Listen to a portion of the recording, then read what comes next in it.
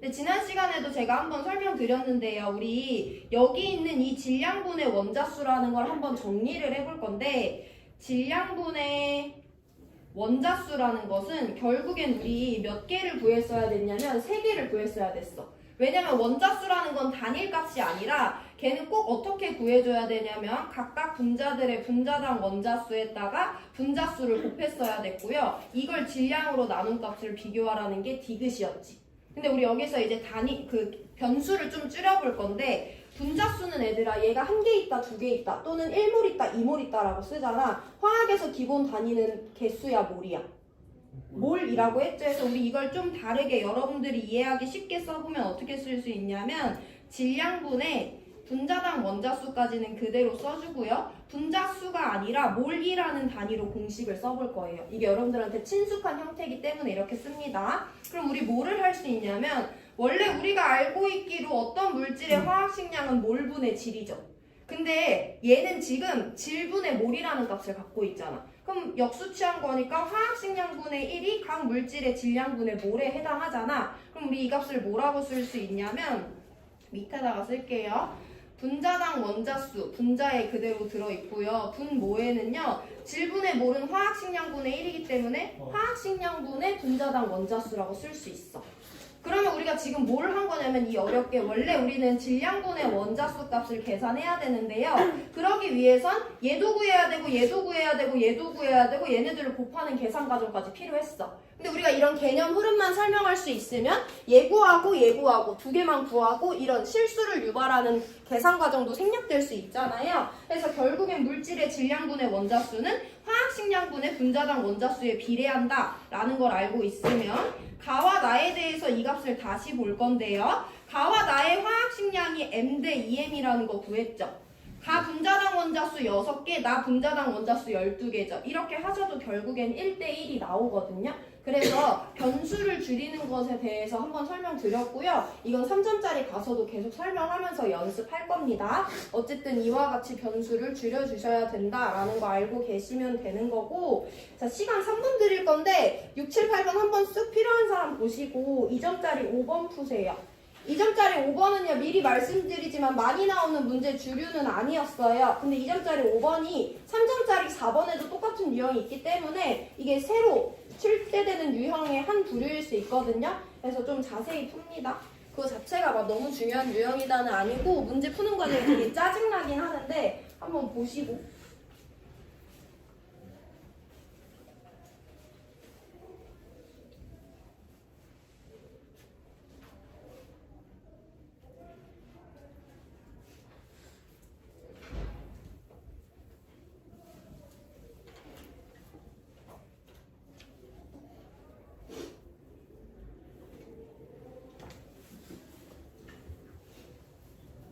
너네가 종이에 필기하는 것보다 패드에 필기하는 게 훨씬 편하다는 것도 알고 있고, 종이를 인쇄하는 것이 우리 환경에 좋지 않다는 것도 선생님 알고 있지만, 우리 수업의 관리도 그렇고 수업을 좀 원활하게 운영하기 위해서 일단 이번 학기 선생님이 종이를 뽑아주는 걸로 결정한 거거든요. 그러니까 수업 시간에 패드 쓸 수 없으니까 양해 바랍니다. 종이에 필기하시고 잃어버리거나 더 필요하면 요청하세요.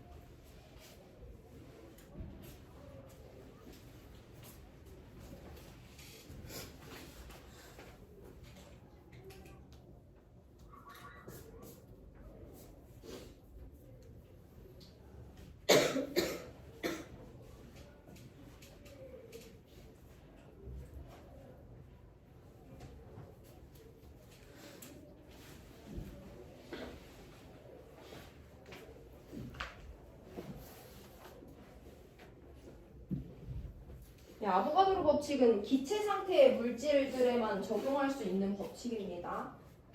기체만 아보가드로 법칙은.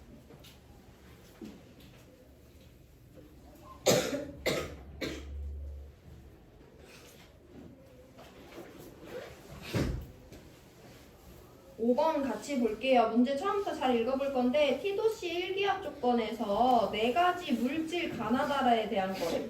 보통은 어떻게 나오냐면 T도씨 1기압에서 3가지 기체 가나다 뭐 이런 식으로 나왔거든요. 근데 얘는 기체가 아니라 물질이라고 줬으니까 문제를 좀 더 자세히 읽어봐야 되고, 우리한테 문제에서 알려준 값은 이거 하나예요. 같은 온도 압력 조건에서 가나다라의 밀도를 서열로 비교해줬는데요. 라다 나가순으로 작아진다 라고 나와 있습니다. 자, 우리 온도 압력 조건 줬으니까 아보가드로 법칙 쓰려고 하는데 물질의 상태가 어떻게 주어졌냐면 기체, 액체, 액체로 주어졌어. 그럼 우리 아보가드로 법칙은 누구에만 적용할 수 있다? 가와 나, 기체에만 적용하는 것이다 라는 걸 절대 까먹으시면 안 되고요. 기억부터 볼게요. 기억은 분자량에 대해서 물어봐. 근데 우리 분자량이라는 것은 어차피 화학식량이잖아요. 얘를 구하는 방법 두 가지 알고 있거든요. 뭐냐면 첫 번째 원자량의 총합으로 구해주죠. 아니면 두 번째 질몰화에 따라서 질량분의 몰의 값으로 구해주죠. 근데 얘는 나는 구성하는 원자가 누군지 알려줬지만 C와 H의 원자량 안 알려줬고요. 가는 그냥 A라고만 줬어. 쟤를 어떤 원자가 구성하고 있는지도 알 수 없어. 그럼 이 방법으로 분자랑 비교할 수 없죠. 그럼 두 번째 방법으로 접근을 하려고 하는데 얘네들의 질량이나 몰수 뭐 하나라도 알려줬으면 내가 뭐라도 해석을 해볼 것 같은데 둘 다 아무것도 안 알려줬단 말이야. 그럼 우리가 여태까지 구해왔던 방법대로 이걸 접근할 수가 없는 거예요, 현재. 그럼 이 문제에선 누구밖에 안 알려줬다? 밀도밖에 안 알려줬다 해서 어쨌든 이 문제는 다 밀도 값으로 접근을 해줘야 되는 건데 자, 밀도를 다시 한 번 더 우리가 고찰을 해볼게요. 밀도는 뭐분의 뭐다? 부피분의 질량이다. 근데 지금 우리는 분자량을 누구와 누구에 대해서? 기체 상태인 A와 기체 상태인 CH4에 대해서 비교하죠. 그럼 얘네들에 대해서는 무슨 법칙 적용할 수 있어? 아보가드로 법칙 적용할 수 있죠. 그럼 이 값은 기체의 부피는 온도 압력 조건 똑같을 때 기체의 몰수에 비례하기 때문에 몰분의 질량에 비례한다라고 한번 변환을 해줄 수 있어요. 몰분의 질량은 결국엔 누구다? 화학식량 또는 분자량이라고 쓸 수 있죠. 우리가 이걸 좀 연습이 된다면 방금 전에 제가 설명했던 것처럼 변수를 줄이는 거죠. 밀도는 부피분의 질량인데 부피분의 질량은 아보가드로 법칙이 적용 가능할 때 몰분의 질량과 비례한다고 놓을 수 있는데 몰분의 질량은 그 물질의 화학식량이랑 같잖아요. 그럼 결국엔 그 물질의 화학식량은 누구랑 비례하는 값이다? 그 기체의 밀도랑 비례하는 값이다 라는 흐름을 우리가 만들어낼 수가 있어요. 그럼 이제 가와 나의 밀도만 비교할 수 있으면 화학식량 크기 비교할 수 있는 건데 가와 나 중에 누구 밀도가 더 크대? 나가 더 크대. 그럼 화학식량도 나인 CH4가 더 크다라고 결론 내릴 수 있죠. 그래서 기억은 맞습니다. 기억부터 새로운 방법인 거죠. 갑자기 분자랑 비교하라고 하는데 원자도 안 알려줬고 질량 몰수 아무것도 안 줬다. 알려준 건 밀도밖에 없다. 그럼 밀도를 이용할 건데 밀도는 부피분의 질량. 가와 나는 기체 상태니까 아보가드로 법칙 쓸 수 있고 질몰화는 고액기 다 쓸 수 있으니까 이와 같은 등식으로 나타내면 결국엔 밀도는 기체의 화학식량과 비례한다 라고 정리해 주시면 됩니다. 자, 니은 보기예요. y와 x의 상대값을 비교하라는 거지. x보다 y가 크면 이 값은 1보다 작고 x가 y보다 크면 이 값은 1보다 크고 얘네들이 같으면 이 값은 1일 거 아니야. x와 y의 상대값을 비교하라는 것인데요. x랑 y가 각각 뭐냐면 다와 라라는 물질 1몰의 부피야. 얘들아 그럼 쉽게 생각해봐. 만약에 다와 라가 기체 상태였대. 그럼 기체의 종류는 다르지만 각 기체는 온도 압력 조건이 똑같으니까 1몰이 차지하는 부피는 어땠겠어? 똑같을 거 아니야? 그럼 x랑 y는 같은 값이에요. 아보가드로 법칙이 적용할 수 있는 기체라면. 근데 쟤네들은 상태가 뭐야? 액체잖아. 그럼 아보가드로 법칙 적용할 수 없어요. 우린 진짜 얘네들의 1몰의 부피를 구해줘야 됩니다. 근데 이 문제는 어딜 봐도 마찬가지로 알려준 자료가 누구밖에 없다. 밀도밖에 없다 해서 이것도 마찬가지로 밀도에서부터 시작을 해야 돼. 그럼 밀도를 또 다른 방법으로 접근을 해보면 밀도는 부피분의 질량이죠. 근데 우리가 지금 궁금한 건 밀도야 질량이야 부피야? 부피가 궁금한 거잖아. x랑 y는 1몰의 부피니까 해서 이 공식을 조금 변환합니다. 얘를 변환시키면요. 부피는 밀도분의 질량과 같다라고 한번 변환해 줄 수가 있는 거죠.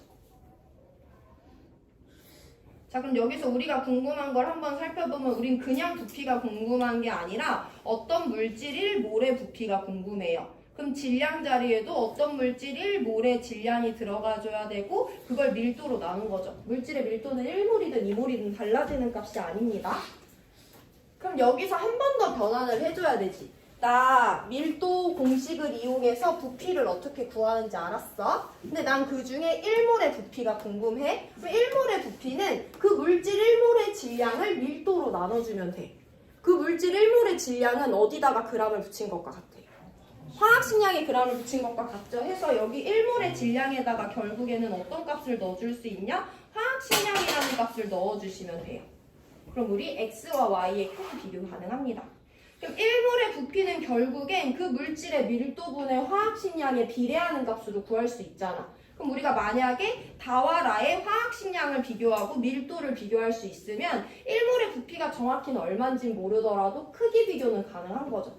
여기 일단 되셔야 됩니다. 1몰의 부피를 구하라고 하는데 액체 상태이기 때문에 아보가드로 법칙 안 돼서 실제로 부피에 대한 값을 구해야 되기 때문에 밀도를 조금 변형해서 이와 같이 표현했고요. 1몰의 부피는 밀도분의 화학식량과 같은 값이다 라는 걸 구했어. 그럼 우리 x랑 y는 각각 이 물질의 화학식량을 밀도로 나눠준 이 분수값에 대해서 비교를 해줘야 되는 건데요. 문제에서 이미 누구 해줬냐면 다와 라의 밀도는 비교해줬어요. 누가 더 크대?